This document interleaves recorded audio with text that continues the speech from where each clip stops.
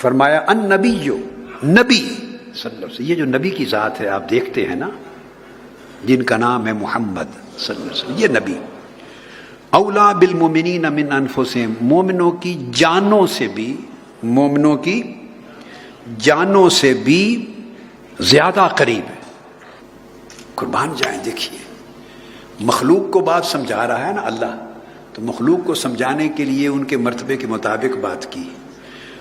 اس نے قریب ہونے کی بات اس طرح کی، جب اپنا ذکر کیا، اپنا کہ میں بھی قریب ہوں، تو فرمایا نحن اقرب الیہ من حبل الورید، ہم تمہاری شاہ رگ سے بھی زیادہ قریب ہیں۔ میں ایک بات کہنے لگا ہوں، فتویٰ کوئی نہ لگائے، اور اگر کسی کا فتویٰ لگانے کا جی کرے تو وہ ہم تو اس سے متاثر نہیں ہوں گے، اس فتوے کا اثر ہمیں تو پڑے گا نہیں، صرف یہ کہ اگر بات پسند آ جائے تو لے جائیں، نہ پسند آئے تو واپس چھوڑ جائیں۔ اپنے ذوق کی بات کر رہا ہوں مگر قرآنی بات ہے۔ فرمایا نحن اقرب الیہ من حبل الورید، ہم جو بندہ ہے اس کی شاہ رگ سے بھی زیادہ قریب ہے۔ اور محبوب کا ذکر کیا، یہ ہیں پیار کے انداز، یہ محبت کے انداز ہیں جو چھپائے نہیں جاتے۔ اپنا ذکر کیا تو فرمایا میں تمہاری شاہ رگ سے بھی قریب ہوں۔ اب شاہ رگ یہ ہے، شاہ رگ جسم کا حصہ ہے، ایک آرٹری ہے، بڑی خون کی نالی ہے اورٹا، تو شاہ رگ اس کی نیچر فزیکل ہے، جسم کا ایک حصہ ہے، جس میں سے خون دل سے جاتا ہے اور آگے پھیلتا ہے، اس کو فرمایا تمہاری شاہ رگ سے قریب ہوں۔ اور محبوب کا ذکر کیا، محبوبوں کا ایسا ہی ذکر کیا جاتا ہے، محبوب کا ذکر کیا تو نہیں فرمایا شاہ رگ سے قریب ہے، چونکہ شاہ رگ کا پھر بھی تھوڑا سا فاصلہ ہوتا ہے۔ محبوب کا ذکر کیا تو فرمایا میرا محبوب تمہاری جانوں سے بھی قریب ہے۔ اپنا قریب ہونا بیان کیا کہ میں تمہاری شاہ رگ سے بھی قریب ہوں۔ شاہ رگ ایک یعنی ایک بڑی آرٹری، بڑی شریان ہے۔ جب آپ کاٹتے ہیں، ذبح کرتے ہیں تو شاہ رگ کو کاٹتے ہیں نا، تو بکرا تڑپ تڑپ کے ختم ہوتا ہے، تو شاہ رگ کٹ بھی جائے تو مرنے میں وقت لگتا ہے۔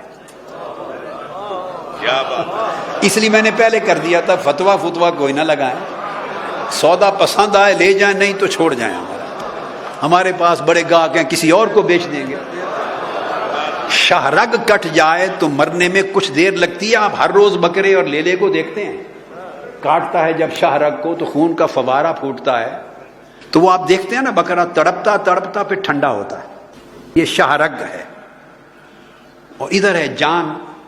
کبھی ایسا بھی سنا کہ جان نکلے تو بندہ اس کے بعد ایک سیکنڈ بھی زندہ رہے یا تڑپے؟ جان نکل جائے تو بندہ تو ختم ہو جاتا ہے۔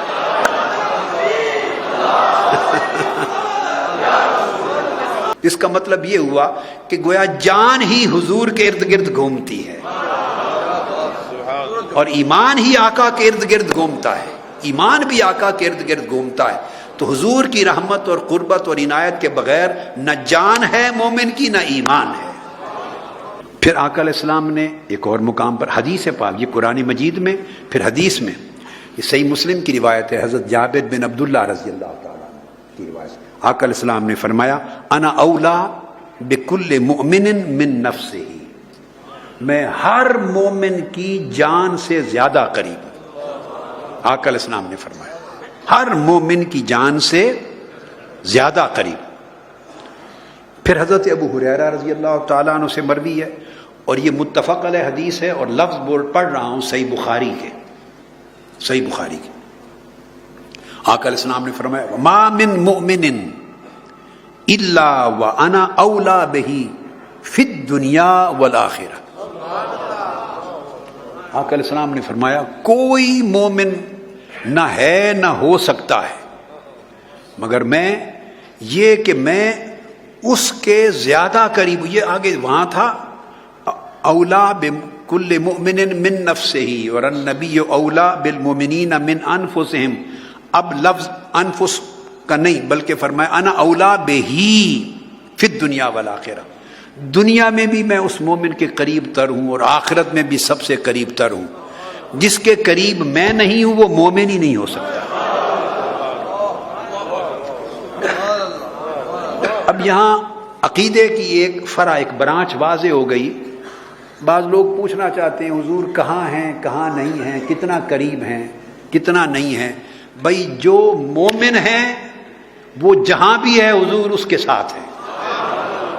فرمایا انا اولا بکل مومن وما من مومن الا وانا اولا بہ، اور جو مومن نہیں وہ بشک جتنا بھی سمجھ لے کہ حضور نہیں ہے، یہاں نہیں ہے، وہاں نہیں ہے، میرے قریب نہیں، وہ اس کا حق ہے جو چاہے کہتا پھرے، اس کے لیے کھلی چھٹی ہے۔